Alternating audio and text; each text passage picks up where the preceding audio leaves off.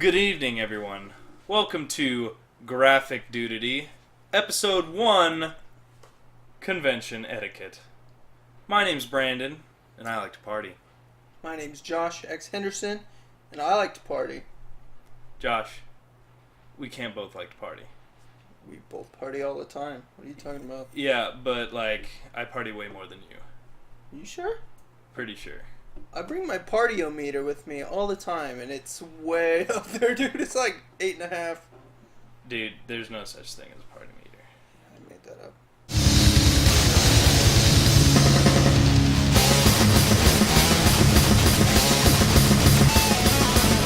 Welcome. Hi. We are a bunch of nerds who wanted to talk about stuff. We do. And regardless of whether or not you're going to listen or continue watching after this, it's totally up to you. This is not for your benefit. This is for ours. To make us feel better about ourselves. Because our lives are in shambles. Yes, there will be air horn in this show. So, first things first.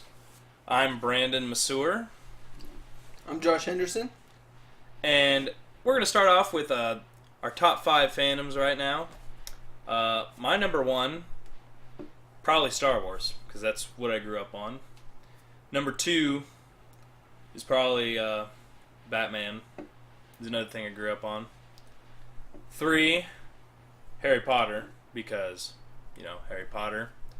4, that's kind of a tough one, because I'm going to have to go with either Lord of the Rings or The Eldest Cycle, which is another fantasy book series I like a lot, even though the movie sucked.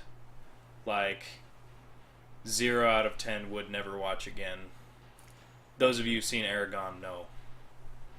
And 5, video games in general, because I like them all. Josh, what are your top 5 fandoms right now? TMNT for life, as you can see. We have quite a Teenage Mutant Ninja Turtle collection behind us. Been turtle power since 84 when I was born. Represent. Batman's probably number 2.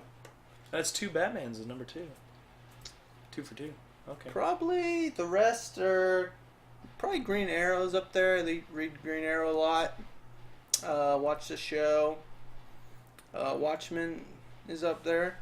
I like Watchmen a lot. That's kind of what got me into actually reading comics instead of just watching TV shows and movies. Number 5. Let me look around at my books. I was going to say Walking Dead would probably be your number 5. Got all the books. I watched the show. I like Preacher right now though too. That's kicking. That's if we're doing current Yes. fandoms. Preacher's up there. We don't word very well. We know. Not at all. But yes, okay, so that's a pretty good start. That's Harry Potter's up there too. Like yours. Jerry Seinfeld. I know you're a bigger fan than me, and I love Jerry Seinfeld. You can be a Seinfeld nerd. Anyone can, really. I'd count that. You can be a nerd about anything. Yeah, dude. Sports. I know you're a National Monument nerd. Yeah, I'm a history nerd. Yeah, he loves his history. I enjoy history too, but mine's a little more recent history stuff. But regardless, okay, so we got our top 5 current fandoms in the bag. All right. So next thing, moving on, origin story. So, Josh, what brought you to the nerd fandom? Obviously, you were born with Teenage Mutant Ninja Turtles. That was your number 1. So, what else brought you more into just the nerd culture in itself? Well, I kind of grew up with stuff like TMNT and Star Wars and stuff like that, in my life, but I wasn't really that into, nerd culture. I was more into, music. But, as I got older... That's nerdy, too, though. Yeah. I was the same way for the longest time. Yeah. we'll get to that in a minute, though. I think what really got me into it was when I started working at the theater and I started getting into movies. And in movies, like Watchmen, Kick-Ass, and then watching like The Walking Dead, out of those, like, I was like, I need to see like I need more of this stuff. I need to see where this came from. So I got the Watchmen's book, got Kick-Ass Source book. material. Mm-hmm. Gotcha. And then started getting into like the Arkham games, which got me even more into the Batman books, which I had been liking the Chris Nolan movies already. And then it kind of just spiraled and got bigger and better from there. That's kind of how it goes. It's not just one thing that like drags you in. It's usually like a plethora or like a collection of different things that eventually just draws you and completely ruins your life because you have nothing else to live for.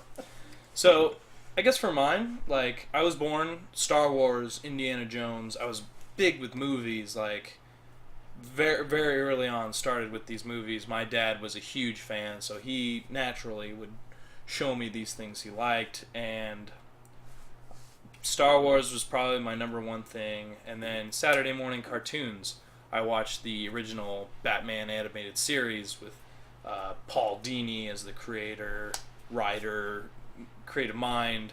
I can't think of the artist's name right now, but it captivated me like very early on. Batman animated series, and then it moved on to Batman Beyond, Static Shock, Justice League, and like just kind of exploded. Superman as well was another one. I wasn't as big a Superman fan, but like that was very early on. Batman was kind of something that drew me in, and then obviously like Lord of the Rings. My early to late adolescence was spent with fantasy.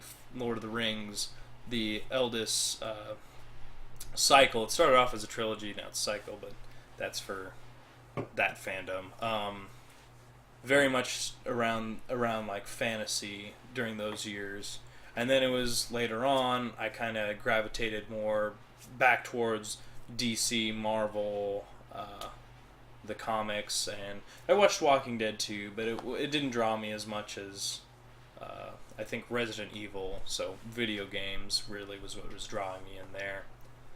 And then, yeah, it pretty much brought me, I was stationed down in Yuma, Arizona, so I went to a lot of the conventions on the West Coast, which just made me want to go to more and more, and it opened my eyes to other things like Doctor Who, sci-fi, kind of throwback to Star Trek. I used to watch it Thursday nights when I was staying at my dad's, and like so that kind of threw me back to that, and all these other different things just kind of gravitated more towards as the years went by.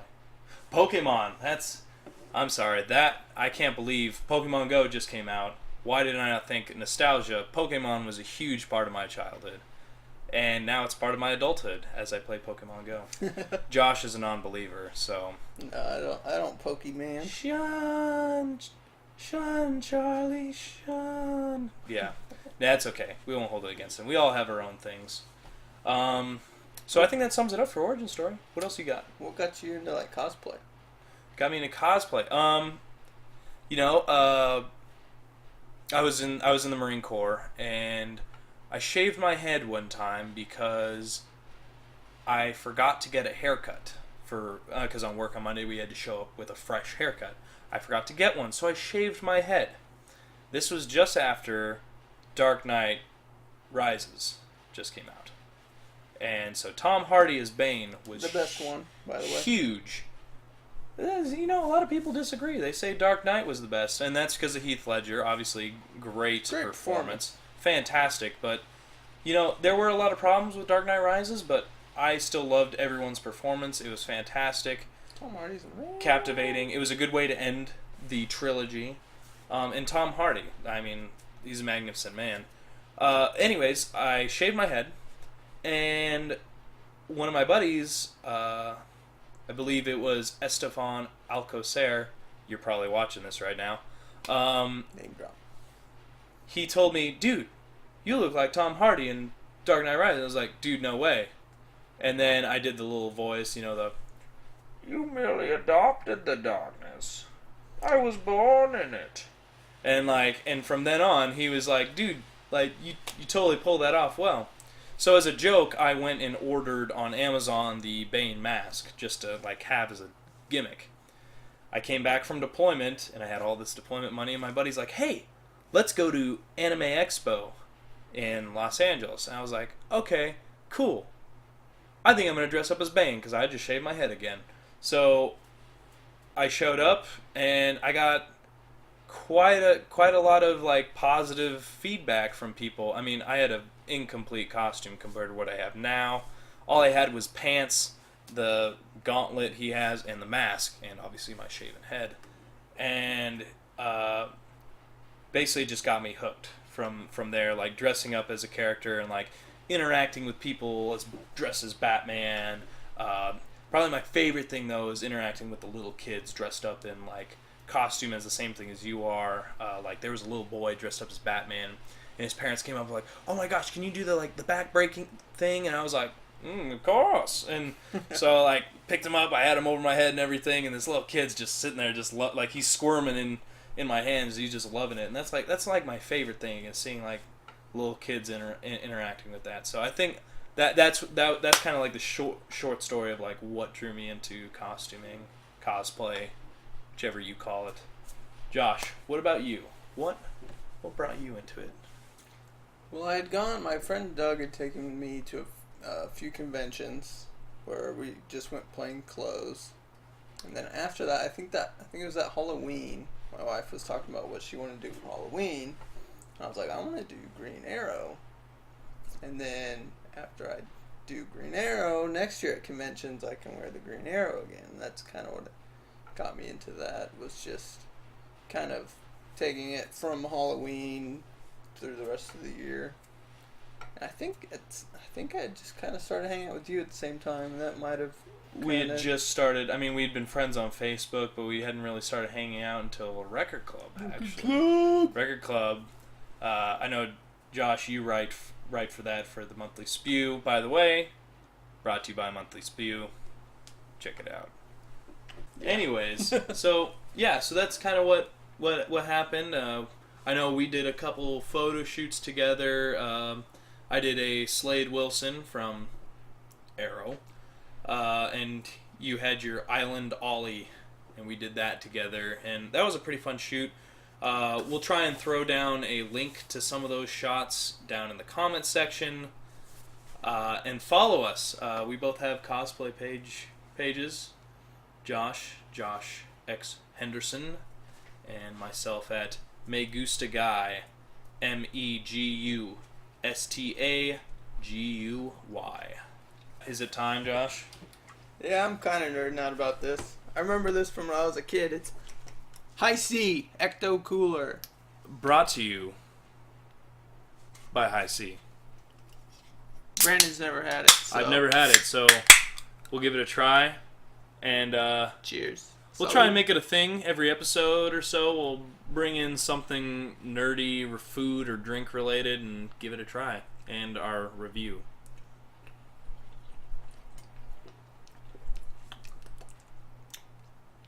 It tastes like High C. I'm literally just drinking my childhood in a can. I'm gonna be honest, I kind of remember it tasting better. I can totally taste the carbs though. Oh my god. A lot of sugar in it too. Good God. 41 grams in this little can. So now back to what are we focusing right now on in our fandom life, our geek nerd culture right now. What is the one thing that is taking over your life right now? Mine? Yes. I don't know. You might have to go first. Okay, well, my first one right now, I just got an Xbox One a couple weeks ago, and with it I purchased Dark Souls 3. I had never played Dark Souls before, but it came with a free download for the first game. So I started playing Dark Souls 1, and it is slowly consuming my life, which is spiraling out of my control right now. Literally, Dark Souls is taking over. I just watch Dark Souls videos when I'm not playing Dark Souls. That's literally what I'm living and breathing right now. I don't understand the lore half the time. and I think no one else does. They just kind of pretend to know. But regardless, it's a great game.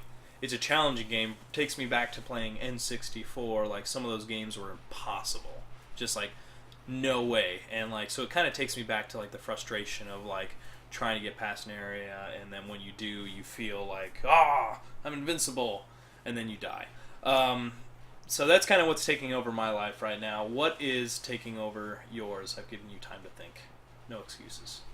There's not really any one thing. Since I just came back from a bunch of conventions, I'm kind of just catching up on comic books I bought. I have worked my way to the collected edition, the new paperback collected edition of the Kevin Smith Green Arrow. So, yes, he did write that quite a bit. I need to read his Widening Gyre, his Batman run. Yeah, I hear that is controversial, but most people have given it good thumbs up. And that's what's cool about the Green Arrow he did, was that Batman's in it, Superman's in it, Aquaman's in it. I'm only into like what would be the third issue, and all those guys have already appeared. Like, that's also what I like a lot about like Frank Miller's Batman's, is you'll see Green Arrow and he doesn't just focus on Batman, he focuses on the overall DC universe, which is kind of nice about that Flashpoint paradox, which, like, if you haven't read or watched the movie, do it. It is a fantastic storyline and will mess you up at the end, but in a good way. Yeah.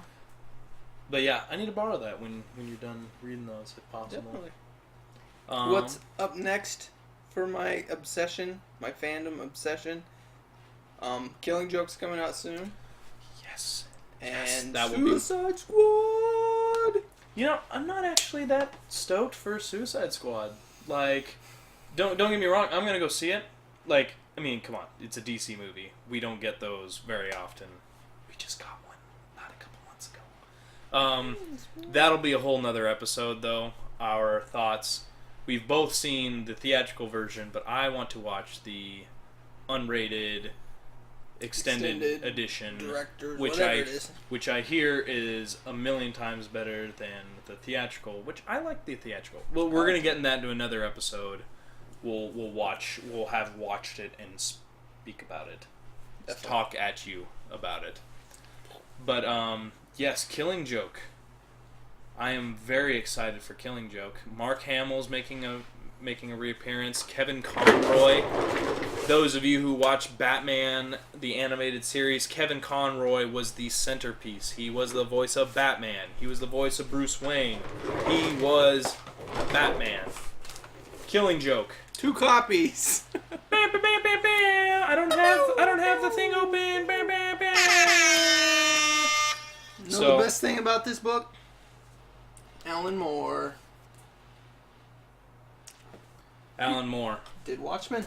Alan Moore is definitely one of those. Him and Frank Miller are probably some of the most legendary writers for comics. I mean, you can't get past Dark Knight Returns, and Sin City, 300, Visionary. Alan Moore, he's got this. I believe he has a Swamp Thing run he did that was like underrated. Yes. League of Extraordinary Gentlemen, V for Vendetta. Fantastic writer. Yep. But Killing Joke, coming soon. Right now, we will probably do a whole nother episode just devoted, probably a scene-by-scene analysis of the entire thing. What do you think? Maybe just do a commentary track on it? We could do some. I'm definitely thinking so. You heard it here first. Anyways, so that is what is coming up soon. Now let us break into our actual episode. That was just the warm up. It's a warm up. We're all warmed up now. Foreplay, baby. So convention etiquette. Why, Josh, did you pick this as our first episode? I know you have pretty strong feelings about this, and I do as well. But it was Josh's idea to do this, so. Well, I think it's something that needs to be addressed, because we go to a lot of cons and we see a lot of problems. And as like nerd culture gets bigger, so do the cons. You get more new people coming, which is great. That's what we want. But people need to know how to behave. We're just here to help. We're just trying to get along. And as this whole convention culture has sprung up, a lot of smaller conventions have started, and a lot of people haven't ever been to conventions, or don't have friends who have been either. It's just people showing up. Hey, I want to check this out. So they don't know. They don't have people that are experienced in going to conventions and what to do. So these are just some things to keep in mind, especially if you've never been or next time you go.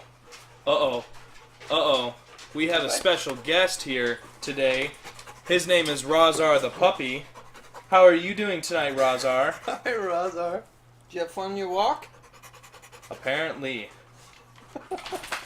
And that was... Oh, no, he's back. Nope, you can't have any of that. Nope, dogs don't drink ECTO Cooler. Bud. Not for puppers. And that has been a Razar Minute. Just bounces again. Yep, that's what he does. Oh, he's like Gandalf. Just comes and goes as he pleases. Yep, exactly. Does not care for your plans.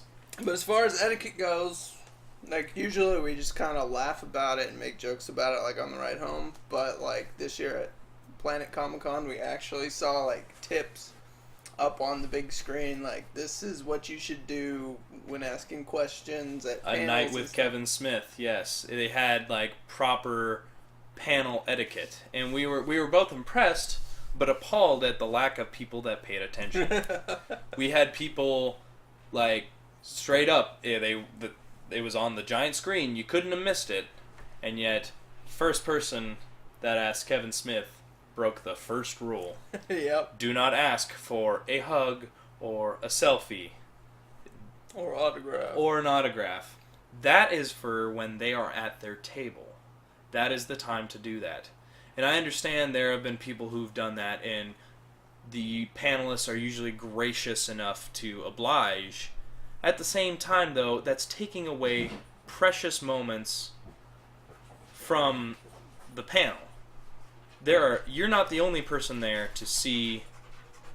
And he's back. Razar the dog. Razar, what are you doing, bud?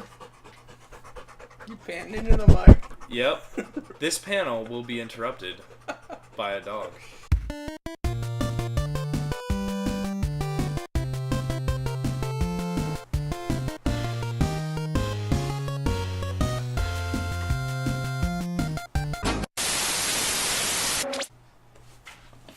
Oh my god, he's back, thank god. I didn't know what to do. I was panicking. And so, basically, alright, back to it. We'll just crop that out. Or we'll keep it. We'll see what happens. Fix it in post. Fix it in post. Isn't that what Kevin Smith says? That's what my band says when we record. Also works. But anyways, that time spent actually talking to the panelist is wasted if someone is just like, can we take a selfie? Or, will you sign my book? Will you read my fan fiction and give me a 12-page critique and email it to me? We've no joke had someone come up and give a gift of their little screenplay to... What was it? I can't remember. They gave a screenplay to one of the panelists. I think it was at the Walking Dead panel. And, It was just a mess, because it was great, you wasted probably 5 questions we could have had answered just now. Questions we didn't even know we wanted. Because most of these panels, if there aren't any good questions, they can usually find a way to turn it around into a question. Even still, it's just a waste of time for the other people who are there to see them. So don't ask those silly questions. Ask it at their booth. Yes, that is the time to say, can I get a selfie with you? Or can I get your autograph? Things like that. Do not do that at panels. Yeah. So, basically, I guess we'll just jump right into the panel portion of conventions. A integral part of conventions is having guests. Typically from fandoms or shows, movies we like. And it's important to keep in mind these certain rules. They're more like guidelines, like the pirate code. They're just guidelines. Yeah. But it's more out of respect for those around you as well as the panelists themselves. Don't make the questions about you. A typical one we always have is, so I was watching your show and it made me think of the comic I'm writing right now. No joke. Heard that. We all paid a ticket price to get in, to get a little slice of this person that does something that we love, and you're up there just talking about yourself. Or like starting off with, hi, I'm a huge fan. I loved you in every single thing they've been in. And they list it off, and it's like, yes, we know. This is why we're here. We know what they're in. And like, you can say like, yes, I'm a huge fan of yours. Here's my question. That is it. Maybe even a thank you for coming to this. I was so excited. Here's my question. At the same time, we understand like that person is potentially your idol, or like you love them so much, so you get starstruck. It's important to have your question pre-prepared. You know, hey, I'm going to this panel. Maybe I should think of questions if I ever want to go and ask questions. Or just have it written down, so in case you forget, Put on your hand or something. put it on your hand or something. So our next rule is, don't thank the guest for coming. Yeah. You can thank them for coming, but don't turn it into a 10-minute monologue about why. Like the first couple people thank him for coming, but I literally sat at a panel once where every single person got up there.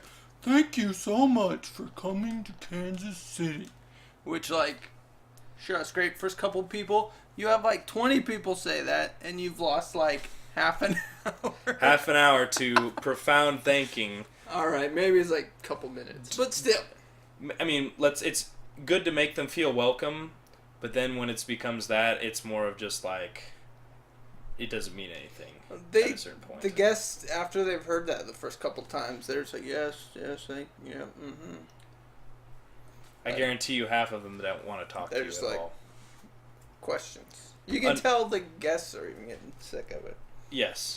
Yeah, you can tell in their eyes they're done. So, please, like, if the previous people have thanked him, don't bother. Don't bother. Just I don't, know everybody else says thank you, but I want to thank you for coming.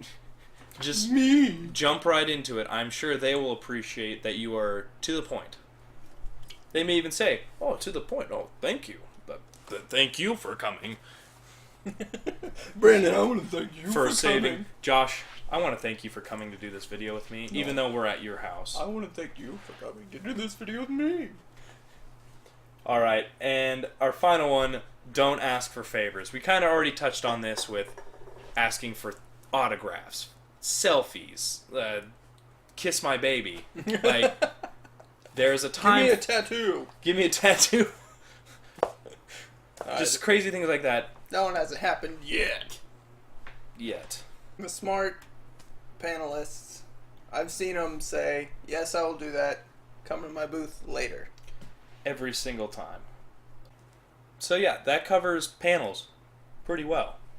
And don't ask about how do I get in? How do I become a comic creator? Like, good. How do I become an actor? What's your tip for an actor? Blah, blah, blah. That is a good point, because we've had so many questions where they ask, how is it, like, what are your tips to becoming an aspiring actor? Like, we are not here for acting coaching. These are other questions you may ask at their booth. I could probably write you a great book on how to become an actor, how to become an illustrator, how to be writing comics. I could write you a book right now from all the stuff I've heard at panels about people asking these questions. I've heard it already. He can write a book. I can too, and I can tell you in one sentence. Get good. Regardless, please please, please, please do not ask those questions. Proper questions. Give us an example, Josh, of a proper question for a panelist. Keep it about their work. Exactly. That's what everybody else is here to hear about. Exactly. It was good. Joke on. So that more or less covers panels pretty well. But yeah, mainly just keep it about them and their work. Don't make it about you. We're not there to hear people talk about you. We're here to hear stories about the panelists that we paid to come see. If we wanted to hear about you, then you would be a guest at the convention instead of... I wouldn't go to that convention. I wouldn't go... If we were panelists, I wouldn't go to that convention. Oh, wait, we were. We didn't have many people come to our panel. That's fine, though. That's... Someday. So... Someday we can tell you how to become an actor. Probably. I'll just sit there and say, get good. Good. So, moving on. Hygiene. So, I know a lot of us don't practice it while we're at home. Let's face it, like, you're home for the weekend, you got a long weekend. I didn't shower until right before you came here. Like, we're lazy. Like, honestly, like, I've spent numerous weekends where, like, I was like, I need to take a shower, but I could play more video games. And then I don't shower. And so, we understand. Sometimes it just kind of goes over your mind. The difference between being at home by yourself on the weekend being lazy and going to convention is there's thousands of people around you who can smell you. We don't like it.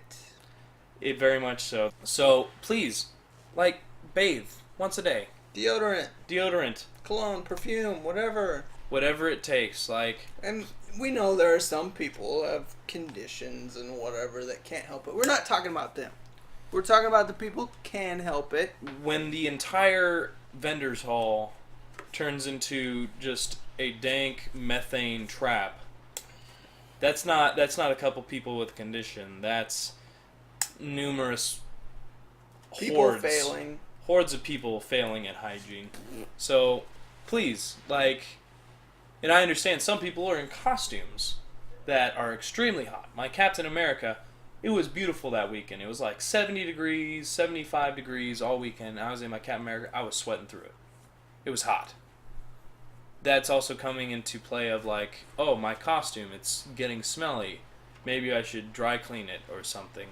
Please, like, it'll help maintain the costume for one, but two, like, it makes it a lot more pleasant of an experience because who wants to hug a stinky cap? A stinky cap. Captain Stinky. None of them kids are going to want to come take a picture with you if you're a stinky cap. Guaranteed it. So, just something to keep in mind. Keep that hygiene. I'm imagining a character named Captain Stinky now. It probably exists. But, yeah, usually conventions do pretty well at cranking up the AC for the cosplayers. Yes. But at Comic-Con a couple weeks ago, boy, it was hot. Boy, was there a lot of BO going on. Most conventions, you'll get a little BO here and there, just a few people. Comic-Con was terrible. It was like a jungle. It was like a junior high boys locker room. It was bad. Junior high boys in general. So this locker room was goes bad, out to you, Comic-Con. Wear deodorant, take a shower, help the rest of us out, please. And whoever put on Comic-Con, turn the AC on. Turn it on. You feel better about yourself now? You got that rant out of you? Turn it on! Come on, do it! What are you waiting for? Do it now! Exactly. So, that is generic convention etiquette. Clean your body. So, our next one, kind of a generic convention rule. Be mindful of others on the showroom floor. So, when there's going to be people walking around in costumes, and people are going to want to take pictures. Be mindful of, let's say, wow, there's a nice open gap here. Oh, there's a camera there. My bad, I just walked right through someone's shot. See someone taking a picture, just hold up for a second. Yeah, or go around. Some of those aisles are quite large, and there's plenty of space. But like, I just hate it when people are just like, they're not even like looking at their phone or their directory trying to figure out where to go. They're just strolling around, and then like last second they see the camera and they're like, oh, crap, and then you're in the headlight. Exactly. So it's something to keep in mind, is just be aware of what's going on. Say you're with 4 of your friends and you run into your other friend who's with 5 of their friends. Don't all 12 of you stand in the middle of the walkway and be like, "Oh, what are you doing there? Oh, what are you doing there?" It's good to catch up with friends, because sometimes, you don't get to see a friend Get out of the way. after a while. But at the same time, sometimes it's frustrating when you're walking down an aisle, you're trying to get to a vendor who's only going to be there till 3 o'clock, and it's 2:50. That's poor planning, which we'll get to that in a minute. But it's time to get there, and yet an entire aisle is blocked by a large crowd of people crowded there. And it's really frustrating, especially if you're also in costume and someone's like, "Hey, can I take a picture?" Like, be like, "Hey, yeah, can we move off to the side so we leave an open space for people to walk?" And I understand some, especially like Artist Alley, is more cramped than just the regular vendor area. So that would be the time to be like, "Yeah, can we move off to the side or something?" Be mindful of the other people there. Just because, like, sometimes it just gets annoying when you're trying to shoulder your way through a small crowd, or you end up having to just walk around because a bunch of people are standing there talking in a large group, and it just gets in the way. Basically, most of these are like, don't be selfish.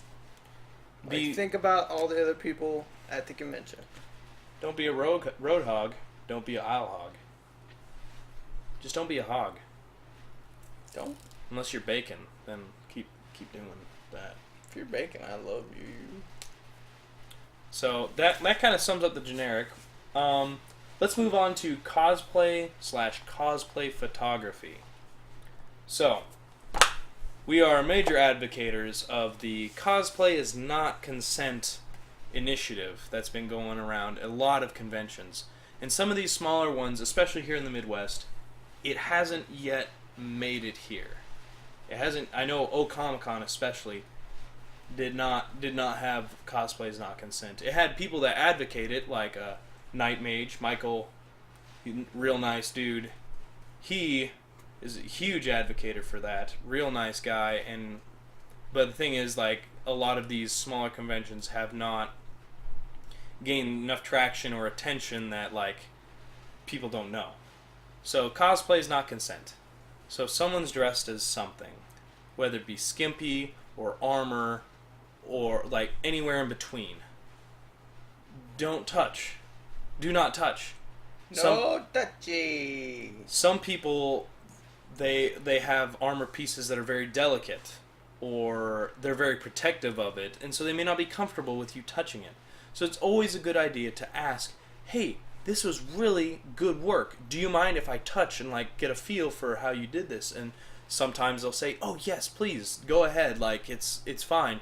And some people will be like, "I'm sorry, it's really gentle, and I'm like really nervous about people touching it," which is fine.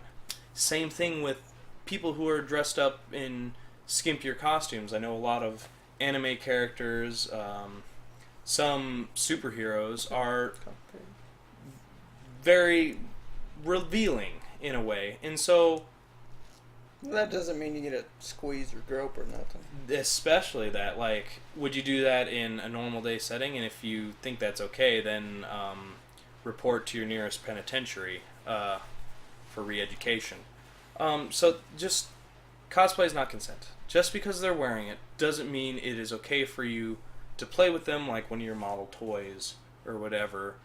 That is a person who has their own feelings, has their own sensitivities to certain things, and their own boundaries. And their own personal space. Exactly.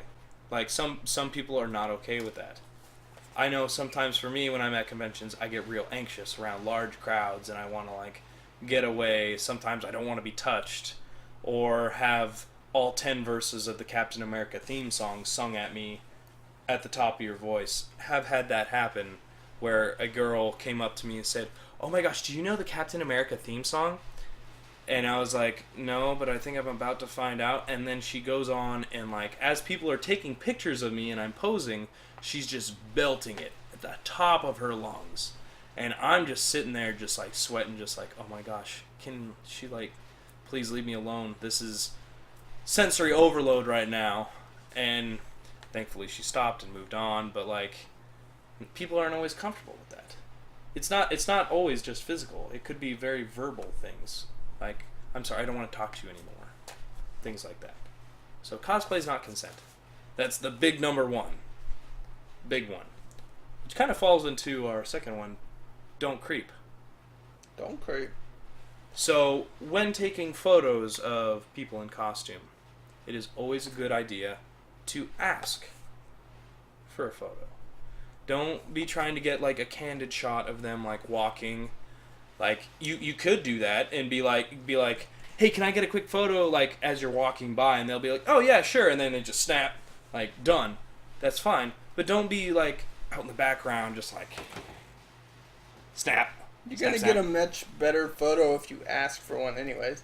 These Exactly. people dressed up, and they're proud of what they did, what it took for them to put this costume together. They want pictures taken of them, Yeah. for the most part. For the most part. Sometimes, we'll get into that in a minute too, sometimes there are exceptions of when they don't want photos So taken. just ask. So just ask. And You want the a worst picture? thing, They want their picture taken? Just ask. and what's the worst they're going to say? No? Oh, well, day's ruined. They said no. Game over. So, no. Just ask. It's simple.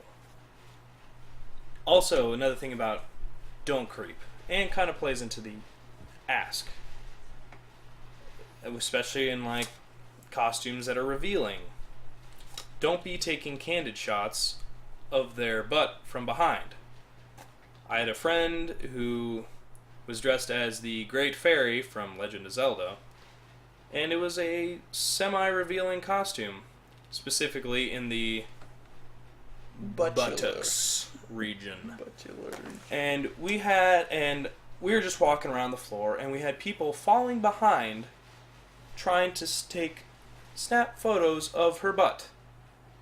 And she took it with a grain of salt, and she was awesome because she just looked at him and said, "You know, it'd look a lot better if you took it from the front." And like they walked away after that. But please, please, please, please, please, do not sit there and take photos of people's butts. Don't do it. If there is a convention goer in costume and they are sitting down or they're eating, that is not the time to ask for a photo. Some people don't care. Some people really don't like it because they spent all this hard work getting into the character, and if they're sitting and eating, they probably haven't eaten all day, for one. Two, they probably haven't sat all day, and I guarantee some people are wearing heels or very uncomfortable shoes and really need the time to sit down and just relax for a little bit, unwind. And so, like, asking them, "Can I take your picture?" when their mouth is full of pizza, it's kind of like disrespectful. Like, I'm sorry, this is like, I am not composed for a good shot. And so, a good rule is like, if their buns are down, camera's down. Like, please do, like, just don't ask that. You can sit there and wait until they're done, because I guarantee they won't be there for very long. Just wait. Just wait. Like, I mean, that kind of sounds creepy, like, sitting there waiting for them, but, like... Come back or something? I don't know. Yeah, you'll find them again, more than likely, walking around and stuff. Especially at some of these smaller conventions, you'll easily run into them again. But just let them relax and take it easy. Relax. Don't do it. Yeah, just don't be selfish. Realize there are other people who have probably different feelings or preferences than you. So realize you need to take a step back and cool your jets. So, that's enough of that rant. Let's move on to some convention tips. We got to have some positives in here to counterbalance the negatives, which unfortunately are a problem, and we can't get rid of them unless we address them. So, let us move on to convention tips. So, our first one will be pack snacks and drinks. Why is that, Josh? For one thing, convention food's really expensive. For another thing, you're going to be running around all day. Running from this panel to that panel to the vendor floor. You're going to need water. You're going to need some energy from food. Exactly. And so, a lot of the food and snacks there are very, very expensive. So it's a good idea to have a little bag of like some water bottles and a couple snacks to like keep you going, because you need to eat. Like, you're not going to survive the convention unless you don't eat. And if you eat one meal a day, it's going to make the last couple days drag real bad, because you are suffering from calorie depletion and deficit, and you will be suffering. And your day might be so busy you might not have time to maybe go get like a proper lunch or dinner or whatever it might be. You might be wanting to go to a panel at noon and then get caught up on going to get books signed or whatever it might be. You might not have time to sit down and eat like something proper, so you need to eat something. Exactly. And that kind of takes us into our next tip. Get cash. Get money. Have cash on hand, because granted, sometimes you will need to get convention food, and sometimes it's a lot faster to just hand cash over, and sometimes some places don't take card. Let's say their computers are down or something. It's a waste of time, so always have cash. Or if you're on the vendor floor and you really want to buy something and they don't have the little square card reader, you have to have cash. And the ATMs will charge you like I think I've seen $5 charges and stuff. Like, it's ridiculous. It's also just quicker too for the vendors just to deal with cash instead of having to slide, wait for it to go through. All right, sign. You want a receipt? No, blah blah blah. And actually, fun fact. Here's money. Okay. Exactly. Fun fact. So you're paying money for something a vendor made, something they took time and energy to create. So you want to compensate them with money so they can possibly even continue to do it. Well, when you do that little card thing, a portion of that money you just sent is actually going to the company that makes the little squares. So you're actually taking money away from the vendor or the artist. So it's a good idea to have cash, because it goes right into their hands. Also, if you bring cash, it's easier for me to rob you. Just kidding. And now for our final tip, plan ahead. So most conventions, they come with a little booklet / You can usually download them about a week or so before, a couple days. The website typically also has a pretty good timeline of events that are happening. So having a good idea of which panels you want to attend or possibly might want to attend, like let's say you find, I have extra time, I could go to this one. It's a good idea to create like your own little timeline of what you want to do, what time you have set aside to go walk the floor. This panel, like, okay, this is a large panel, this is in the grand hall, I might need to stand in line for this. I might want to be there a half hour, 45 hour early, depending on what size your convention is. So it's a good idea to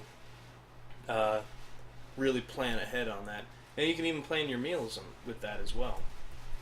A lot of the bigger cons will have apps you can download that'll help a lot. You can like find your panels in there and then hit put this in my schedule, set a reminder, depending how big the panel is, 10, 15, maybe 30 minutes ahead, whatever.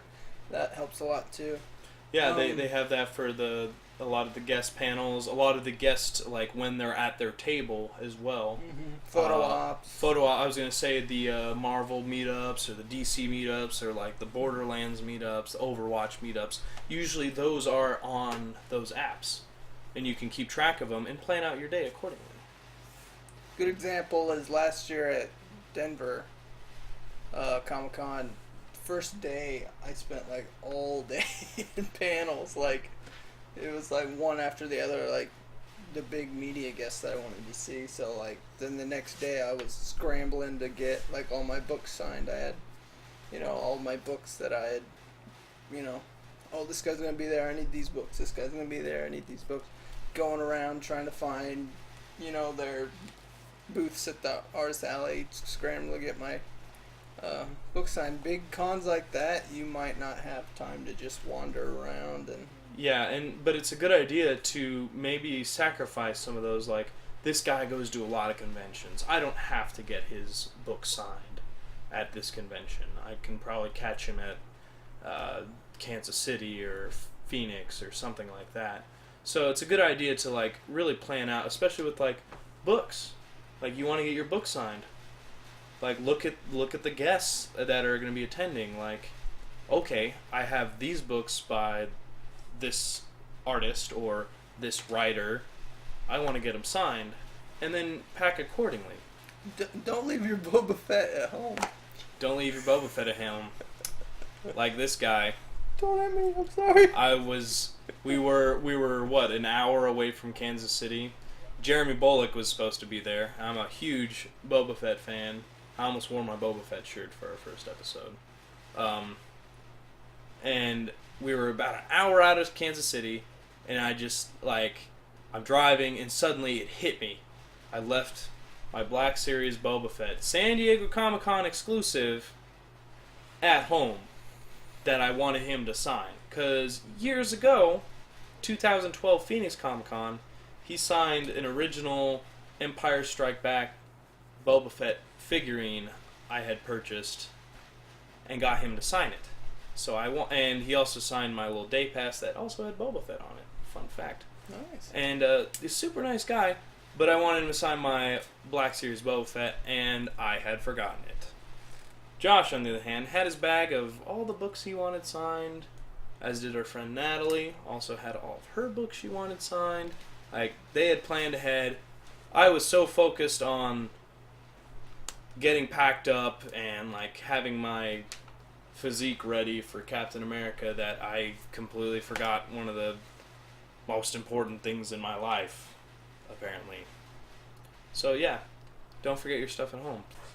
If you can, spend extra money to maybe go a couple days. That way you do have time to do all the stuff you want, plus some time to take in some new stuff that, I've bought a lot of, Jason Aaron. I got into Jason Aaron because he's like always at Kansas City Comic-Cons. I love his books now. I had no clue about him. And now Scalped I love, Southern Bastards I love. Scalped is great. I read some of his Ghost Rider, which I don't even read much Marvel, but dude, he's a great writer. I never would have known about him.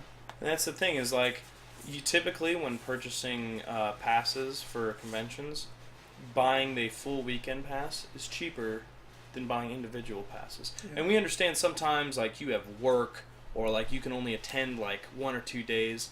Like, it's a good idea to have that extra time so you can go and discover something new. Like he said, he found another guy that, like, never read any of his stuff before. I'll give it a shot. Boom. Turns into, what is it, like, high on the list of, like, favorite things. It's good writing. Like, same thing with Scalped. Like, I had a friend tell me about it, but I had never read it, and then we went and saw he was there at Kansas City, and then was like, oh my gosh, these are amazing. So take that time to try something new. Realize that just because a guest is going to be there doesn't mean he's never going to attend again. So it's a good idea to plan ahead and guess and just take a chance. On romance. So Josh, what did we learn today? Don't be selfish. Plan ahead. Take a chance on romance. And I'm going to rob you. And never give up on friendship. Never. That's what every anime has ever taught me ever. Friendship will last forever. So. And Turtle Power. Turtle Power! So, that was episode 1 of Graphic Dudity. In the book. In the bag? In the books. In the books. Is it one book? On the web. One. Do people refer to it as the web anymore? We will. Now. So that's our first episode of Fun Talk. I don't know when we'll have the next episode out. I guess it's when we figure out Maybe after we see the Killing Joke. Maybe after see. Hopefully not that long. That's ways away yet.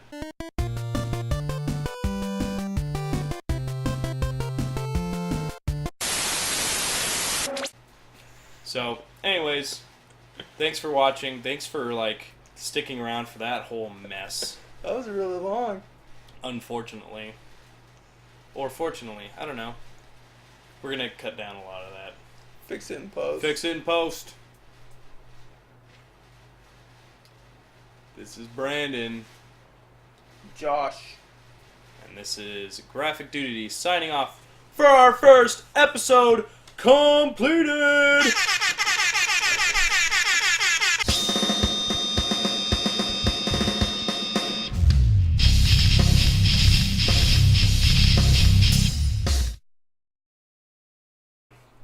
Would you do it to your mom or sister? Okay, that got weird. And then suddenly the smell of week old feet is suddenly in your mouth as you're about to bite. Feet. I remember the feet. Yep, now you're getting flashbacks. My life. First one is don't make the rules about you. Don't make the questions about you. We'll fix it in post. Fix it in post. You flew too close to the sun on wings made of jelly, or whatever it is. Wings of wax. That too. Literary genius Josh S. Henderson. It wasn't a comic book. I didn't read it, okay?